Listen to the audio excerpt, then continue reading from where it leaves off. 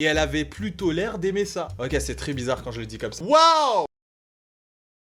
Cette vidéo ne risque pas de plaire à tout le monde. Si jamais vous êtes ultra fan hardcore du Japon et que tout ce qu'on dit de négatif sur le sujet peut vous déplaire au plus haut point, cette vidéo risque de vous faire un tout petit peu rager, voire peut-être beaucoup. Parce qu'aujourd'hui, je vais t'expliquer pourquoi tu ne dois surtout pas aller vivre au Japon. En écho avec la vidéo que j'ai faite la semaine dernière, qui listait les bons points justement qu'il y avait à vivre au Japon, là je vais faire l'exercice inverse. Et en tant que personne ayant habité au Japon pendant plusieurs années, j'ai beaucoup de choses à dire sur le sujet. Je sais pas si une vidéo sera suffisante, mais je vais essayer de te lister les points négatifs et les différentes histoires que j'ai pu vivre là-bas qui m'ont marqué, mais pas forcément dans le bon sens du terme. Alors prépare-toi parce qu'on est parti maintenant pour les différentes raisons qui font que tu ne devrais jamais aller vivre au Japon.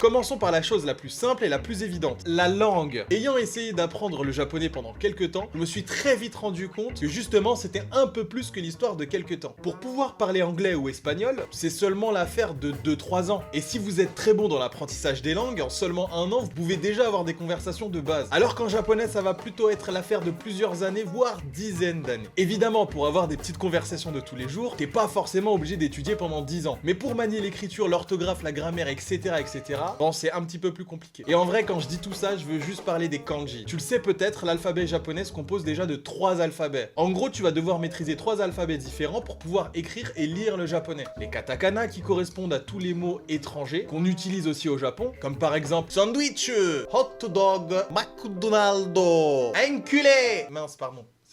Tu vas avoir les hiragana qui vont essentiellement servir à la conjugaison des verbes, et tu as la grosse partie la plus terrible, les kanji. Et ça, mon gars, c'est de la torture mentale. Pour t'expliquer à quel point c'est difficile, même les japonais eux-mêmes ne connaissent pas tous les kanji. J'ai des amis qui m'ont avoué que s'ils n'utilisaient pas de téléphone, ils ne sauraient absolument pas comment s'écrirait tel ou tel mot. Et pour ma part, ça s'est révélé quelque chose de vraiment fastidieux. J'ai pas eu la motivation, on va pas se mentir. Bon, après moi je suis pas un génie, je vous arrête, je suis très mauvais en langue. Peut-être que ça ne sera pas votre cas. Mais la barrière de la langue au Japon, sachant que là-bas, ils parlent pas très bien anglais, est assez énervé. Et ça, au quotidien, quand on vit dans ce pays, bah ça se révèle très compliqué. Surtout avec tout ce qui peut être administratif. Et ça, c'était très chiant.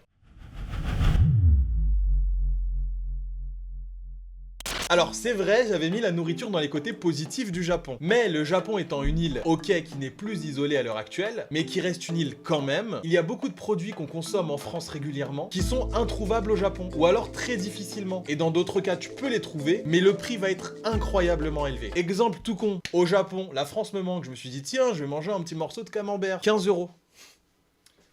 Est-ce que c'est normal un caprice des dieux ça coûte 15 €? Je suis pas sûr. Ok, le caprice des dieux c'est pas un camembert. Mais quand j'ai dit, je pensais cœur de lion. 15 balles, un fromage. C'est très cher. Alors oui, vous aurez tous les produits japonais pour pas cher. Surtout si vous consommez des produits de saison. Mais attention, les légumes ça peut aller. Mais les fruits au Japon sont beaucoup plus chers qu'en France. Alors effectivement, la qualité est peut-être supérieure. Et ça, on le ressent quand on goûte une pomme au Japon et une pomme en France. Soit qu'après, les goûts et les couleurs, ça se discute pas vraiment. Mais sache qu'au Japon, tu peux payer une pomme 3 €. Et encore, il y a des pommes spéciales, t'en as pour 10-15 balles. J'ai d'ailleurs fait une vidéo sur des raisins japonais ultra chers, juste ici. Les fruits sont très bons, mais très chers. Et oublie tout ce qui est raclette, tartiflette, etc. Tu vas pouvoir trouver des restaurants là-bas, mais crois-moi, en termes de cuisine française, rien n'est l'équivalent de ce qu'on a ici. Et pour te dire, hein, même un simple kebab n'aura jamais le même goût que ton kebab d'enfance que tu mangeais ici en France. Et ça, bah ça rend nostalgique un peu. Et ça fait chier accessoirement. Alors tu vas me dire pourquoi Panda tu mets la politesse dans les côtés négatifs. En fait j'ai trouvé qu'au Japon la limite entre politesse et focuserie, oui je sais ce mot n'existe pas, mais je trouve qu'il décrit très bien la situation, est très faible. Vous le savez tous, les Japonais ont un sens aigu de la politesse. Tout simplement parce que le fait de ne pas vouloir déranger les gens au Japon est quelque chose de très présent dans la société. Il y a d'ailleurs un dicton très simple qui dit qu'il faut pas être le grain de riz qui dépasse du sushi. C'est faux, c'est une blague, ça n'existe pas, d'accord? Mais ça c'est vrai et au Japon tous les coups qui dépassent, bah on leur tape dessus. Vous comprendrez donc que personne ne veut faire de vagues. Et ce que j'ai remarqué en vivant là-bas, c'est que l'excès de politesse empêche les gens de dire vraiment ce qu'ils pensent. C'était vraiment très compliqué de savoir ce que pensait vraiment un Japonais. Forcément, il voudra jamais te froisser, il sera jamais en désaccord avec toi, et pour tout ce qui est débat, oublie. ça sert à rien. Et ça au Japon, ça me manquait vraiment parce que j'aime comprendre, j'aime discuter avec les gens, j'aime débattre avec les gens, j'aime échanger nos avis, j'aime ne pas forcément être d'accord avec les gens, que chacun m'explique son point de vue, même si on finit en désaccord, c'est pas le but d'un débat. Et ben au Japon, ça c'est mort en fait. Et c'est pour ça que c'est très compliqué de se faire des vrais amis au Japon. C'est que vous ne saurez jamais ce qu'ils pensent vraiment. Un exemple tout con et un des exemples qui m'a le plus énervé, c'est en club au Japon. J'ai déjà vu des filles se faire draguer en mode énervé par des Japonais, en mode tirage de bras, viens je te frotte comme si j'étais une éponge Spontex. Personnellement ça m'énerve et j'aime pas ça. Mais je voyais que la japonaise disait rien et elle avait plutôt l'air d'aimer ça. Ok, c'est très bizarre quand je le dis comme ça. Et au final après j'apprends par mes amies féminines que dans les toilettes des filles, t'as des conversations du style « Oh regarde comment il m'a attrapé, je déteste ça, il est dégueulasse, en plus il est moche et il pue !» Si jamais une telle situation arrive en France, je pense que le gars il se prend un coup de genou dans les boules directement. Ou alors il se fait friendzoner en 5 secondes. Mais c'est pas ce qui est arrivé au Japon. Parce que la politesse, faut pas faire de vagues, attention, faut pas faire de bruit, etc. etc. Et le fait de pas faire de vagues, ça va déboucher sur un autre point que je n'apprécie pas au Japon.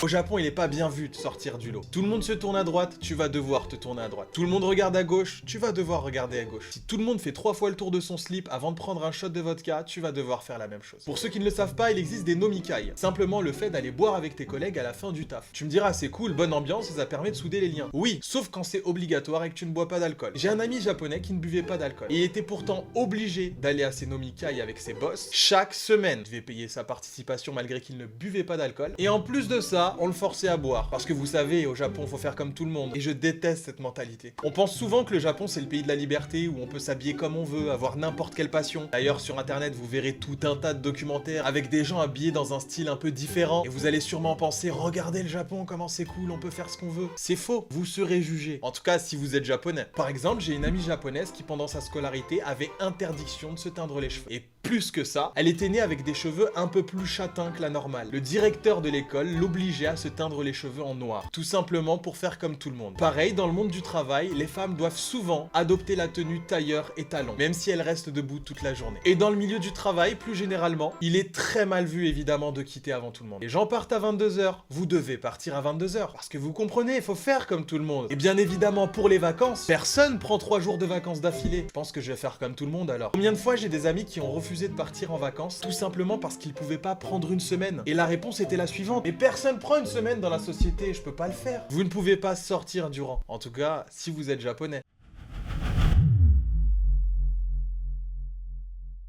Si vous vivez au Japon, sachez que vous ne serez jamais japonais. Vous avez beau vous intégrer comme vous voulez, vous pouvez parler le japonais, vous pouvez manger japonais, vous pouvez vous marier avec un japonais ou une japonaise, vous ne serez jamais japonais. Et ça pour plusieurs raisons. D'abord, la différence culturelle. Très bien, vous allez pouvoir vous intégrer, vous allez pouvoir vivre comme un japonais, mais vous n'aurez aucune référence japonaise. Dans les discussions, quand les gens vont parler de leur enfance ou des choses qu'ils ont vues à telle ou telle époque, eh bien vous ne pourrez pas participer à la discussion parce que toutes ces choses-là, vous ne les avez pas vécues. Pareil pour l'humour. L'humour japonais est différent, vous le savez très bien. L'humour est culturel. Et l'humour japonais n'est pas le même que l'humour français ou que l'humour anglais. Et personnellement, moi, j'adore faire des blagues, j'adore rigoler avec les gens. Et au japonais, l'humour, c'est pas la même chose, hein. C'est très compliqué. Et ça, vous allez me dire que c'est pas grave. Mais en vivant sur place et au quotidien, franchement, au bout d'un moment, ça te touche, hein. Personne comprend tes blagues, toi, tu comprends les blagues de personne. 1 an, ça va, 2 ans, ça va, 3 ans... Bon, après, ça fait beaucoup quand même. Imaginez, c'est comme si vous viviez en France, mais que dans chaque conversation où les gens parlent du passé, vous n'avez aucune référence. Tu te rappelles la Coupe du Monde 98 ?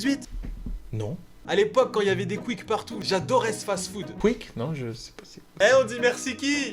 Merci moi. Eh bien, c'est pareil au Japon, tu n'auras aucune ref. Mais en plus de ça, tu seras toujours vu comme l'étranger tout simplement parce que, en fait, tu sors des clous. Physiquement, tu ne ressembles pas à un japonais. Ça peut paraître anodin, mais ça ne l'est pas. Alors, dans un premier temps, c'est plutôt positif. Parce que t'es l'étranger, t'es beau, t'es européen. Faut savoir que pour les japonais, tout ce qui n'est pas japonais et que t'es typé occidental, c'est plutôt mignon. Après, vous me direz, tout ce qui est exotique est mignon en général. On cherche toujours à avoir ce qu'on n'a pas. Vous serez le bel américain. Oui, parce qu'en général, tant que t'as pas parlé, pense que t'es américain. Tu dis pas que t'es français, tu seras sûrement américain. Mais à la longue, c'est chiant. Et vous allez me dire, mais de quoi tu te plains? C'est trop bien. Les japonais, ça s'adore, les européens. Mais non, parce qu'en fait, tu sais jamais si quelqu'un t'apprécie parce que tu es toi ou parce que tu n'es pas asiatique. Et ça, au bout d'un moment, si t'es pas trop superficiel, ça te saoule un peu. Combien de fois j'ai des gens qui se sont rapprochés de moi tout simplement pour avoir un pote occidental. Et il y a des mecs qui venaient me le dire direct. Ouais, faut qu'on sorte ensemble, comme ça, toi, avec ta tête d'occidental, tu vas attirer des meufs, et après, moi, je peux gérer, t'inquiète, je prends la moche, y a pas de problème. Faut que je vous parle parle des soirées japonaises. Pas dans cette vidéo, mais faut que je vous parle des soirées japonaises. Si vous pensez que c'est le pays du respect, c'est que vous êtes jamais sorti le soir au Japon. C'est d'ailleurs pour ça que vous verrez plein de Français arriver au Japon et devenir mannequins. Waouh!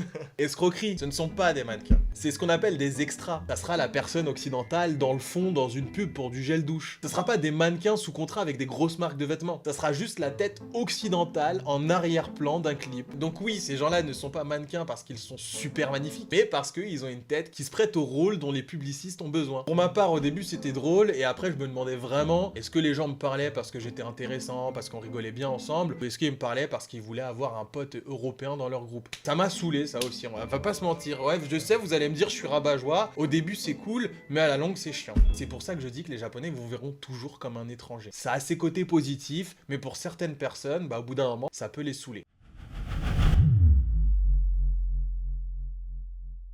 Je parlais de culture, mais là on va aller un peu plus profondément dans les codes de la société japonaise. Il y a des codes que tu dois respecter, comme par exemple respecter ton senpai. C'est un mec qui a le seum et qui est fait en paille. Ah, c'était nul, mais t'as rigolé quand même. Pardon, je me coutiens. Tu vas devoir respecter les gens plus âgés que toi. Et au Japon, il y a des codes pour tout et n'importe quoi. Exemple de code qui ne s'est pas appliqué à moi, mais plutôt à une amie japonaise, pour vous montrer à quel point il y a des choses stupides. Au collège, elle faisait partie d'un club de sport. Et comme dans tout club de sport, ils avaient une tenue. Là, c'était une veste de sport. D'après ce qu'elle m'a dit, mais vous allez voir, c'est fou. Quand on était en première année, on devait fermer la veste jusqu'en haut, même si on avait extrêmement chaud. Deuxième année, on pouvait ouvrir un peu sa veste, et troisième année, on pouvait l'ouvrir totalement. Et si on ne respectait pas ce code, eh ben on se faisait embrouiller par les senpai. Les gens qui ont le seum et qui sont en paille. Pardon, j'arrête. Pour les Japonais, les codes commencent directement à l'école et continuent dans la société adulte. Et si vous êtes une personne qui agissait de façon logique, tout en respectant les autres, bah ça va vous énerver parce qu'il y a certains codes qui ont aucune logique. Par exemple, j'étais barman et mon boss m'avait appris à faire un cocktail et le mélanger. Je fais donc le même cocktail que le boss m'a appris 10 minutes plus tôt et il me dit non, tu t'es trompé. Je demande donc pourquoi et il me répond, tu as tourné de gauche à droite au lieu de tourner de droite à gauche. Est-ce que vous pensez vraiment que ceci change le goût du cocktail? Non. Et la société japonaise est bourrée de codes comme ça. Si tu ne les connais pas, c'est un faux pas. Et si tu fais un faux pas, c'est pas un vrai pas.